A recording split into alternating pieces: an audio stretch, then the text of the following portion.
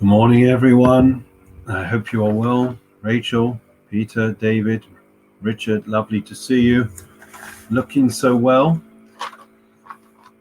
So, today's learning is dedicated in memory of Shimon ben Michal Halevi, Moshe ben Yechiel Halevi, Mindel bas Aaron Nash, Avram ben Joseph Paiser, as well as Ami bas Aryeh, Shaul ben Shlomo, Paul Casimir, Yom Yechiel ben Moshe Eliezer, Shlomo Yechiel ben Moshe Eliezer ben Zion ben Yitzchak, Aryeh ben Shumale bas Faivo, Avram Mordechai ben Moshe Katna, Menashe ben Tzvi Zalman, Ralia bas Avram Pinkus. Good morning, everyone. Estelle's moving to YouTube. I thought you moved to Stanmore, Estelle. Interesting. Anyways, lovely to see everyone. I want to ask you a question. It's a time of introspection in the lead up to Yom Kippur. So here's the question, and it's not my question. It's a question that was asked of the Bala Tanya, the great founder of the Hasidic movement, Hasidus.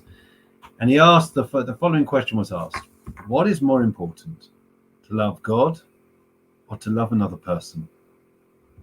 Do you ever think of that question? What's more important, to love God or to love another human being? So the analogy, I guess, is if I loved any one of you, and let's say you have children, but I say I love you, but I can't stand your children. What would you say to me? You say, you don't really love me. My children are part of me. They're an extension of me. You don't really love me. You love yourself. You're narcissistic. You don't really love me, because my children are a part and parcel of me. So therefore, so the Bala Tanya, that when we think about loving God, by extension, his children are a part of him, right? We're made in the image of God. There's a bit of God, that's divine spark, that Pintele Yid that's inside each and every one of us. Therefore, loving God means loving his children. Not to love his children means you're denying loving God.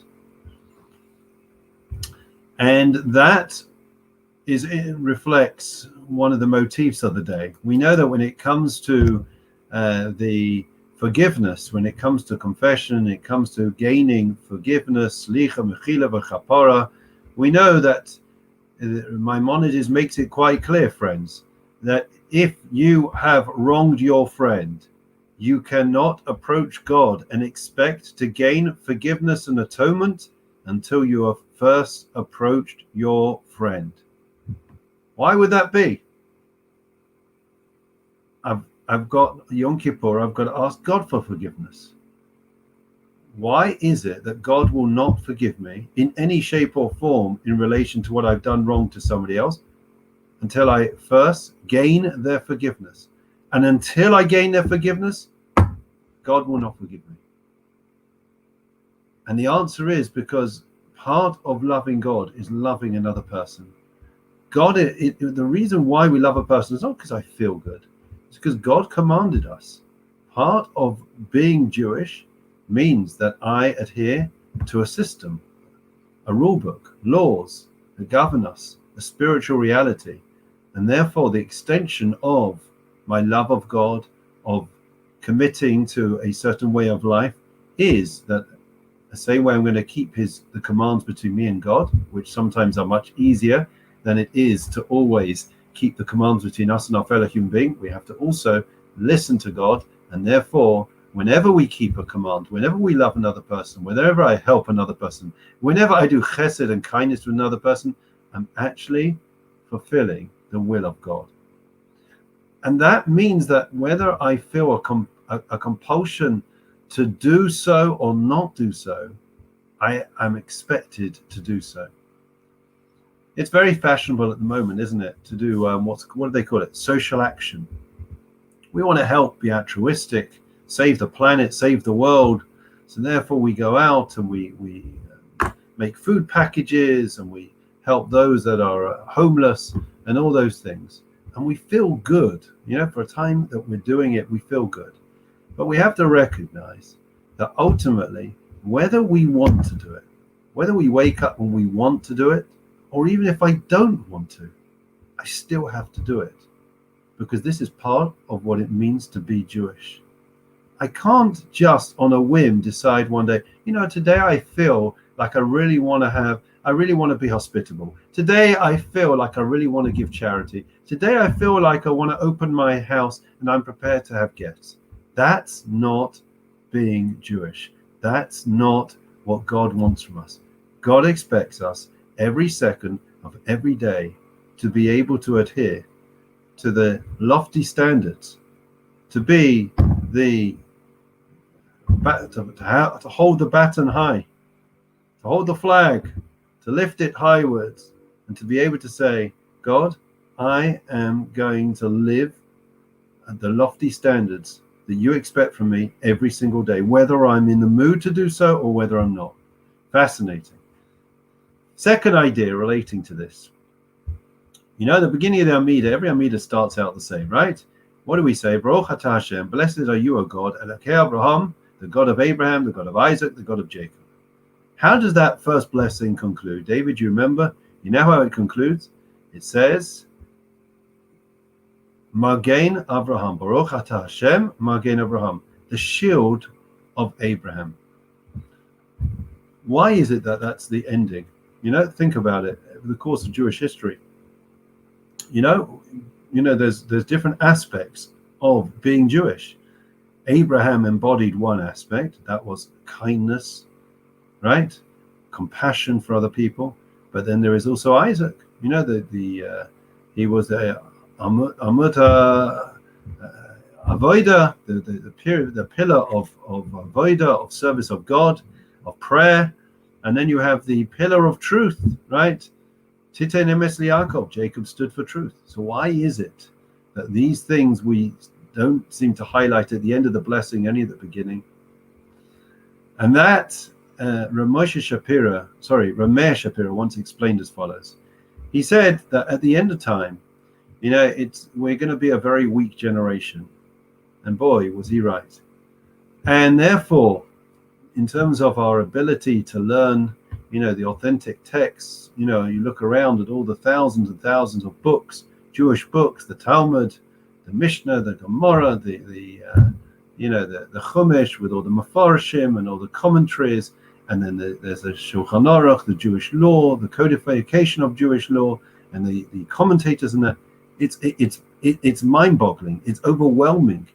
It's beyond comprehension. For most of us, those books remain shut. We cannot grasp. We cannot engage in it. We don't have the skill set, and therefore that aspect of Judaism, for many people, to a large degree, in its authentic self, is very limited in the amount of connection and engagement we can have. Secondly, prayer. We all struggle to pray. If we're honest with ourselves, Yom Kippur is a difficult day, and it's not just about fasting. It's a difficult day because we don't know what we're saying. We don't understand prayer. We can't imagine what the purpose of prayer. We daven, but do we actually talk to God? And that we find very, very difficult, right? We're not used to, in our daily relationships, having real conversations, deep conversations. Yes, there's a passing comment, how are you? Yes, that we exchange pleasantries on the way to the supermarket, but that's about it, And prayer is when we are able to strip back ourselves and to be able to look at the Almighty eye to eye, as it were, and to be able to say, I'm here. I want to have a conversation with you. I want to be honest with you. I'm looking in the mirror and I don't like what I see. I want to be different. I want to be better. I can be better. I owe it to you. And therefore, Meir Shapira said, the gate of prayer is exceptionally limited. We struggle. It's difficult. It's hard. It's like climbing a mountain for us to be able to connect in any meaningful way with prayer. And I'd advise you, many of you, look at the English. Speak in English to God on the High Holy Days. If you don't understand the text, it's not easy. Take an art scroll, take a Koran, read the English, understand the prayers, and don't say everything, but say one prayer with as much meaning as you can. A heartfelt prayer is always accepted. So said Ramesh Pira, the one gate, the one aspect, the one pillar that still remains intact is chesed, kindness. Magain Avraham, God protected that pillar of Abraham, of chesed, of kindness. It means it's the one thing that we can do in an authentic way, and therefore we are able to tap into it. I don't think it's any secret. I don't think it's any surprise to any of us that if we think about it and we look over the last 24 months, the extent of the chesed, the kindness, the care of the community, the outpouring of support is simply breathtaking in its breadth and in its depth. And I would say to each and every one of you, if you are able and you have any time on your hands, we have a road crew which are simply angels.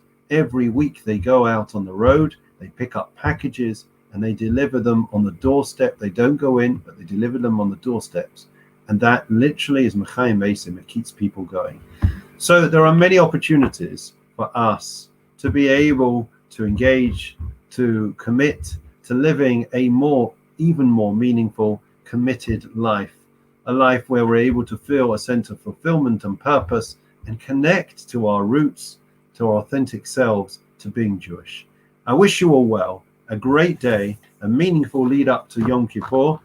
Please God, we should hopefully be able to be back tomorrow. I never know because it's so hectic at the moment, but I very much hope so. Let's say Psalm 23 together, and with this, we will have a heartfelt prayer for an end of this pandemic. So many people are unwell again with COVID, with this terrible illness in one shape or form or another, and we hope and pray that they will all be healthy. The Lord is my shepherd, I shall not want. He causes me to lie down in green pastures. He leads me beside still waters. He restores my soul. He leads me in the paths of righteousness for his name's sake. Even as I walk in the valley of the shadow of death, I'll fear no evil, for you are with me. Your rod and your staff, they comfort me.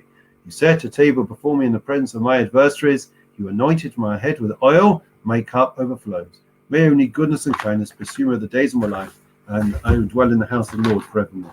Memorial prayer. Adon Elamim Zacho Es Nishmois, Shimon ben Michal Levi, Moshe ben Yechiel Levi, Mendel Bas Aaron Nash, Avram ben Joseph Paiza, Ami Bas Ariel, Shaul ben Shlomo, Paul Kazmir, Yom Yochai ben Moshe Eliezer, Shlomo Yochai ben Moshe Eliezer, Ben Sion ben Yisrael, Arab ben Shimon, Lev Bas Faivo, Avram ben Mordechai ben Moshe Katna, Menashe ben Tzvi Zalman, Raleigh Bas Avram Pinkus, Shalchu li Olamam.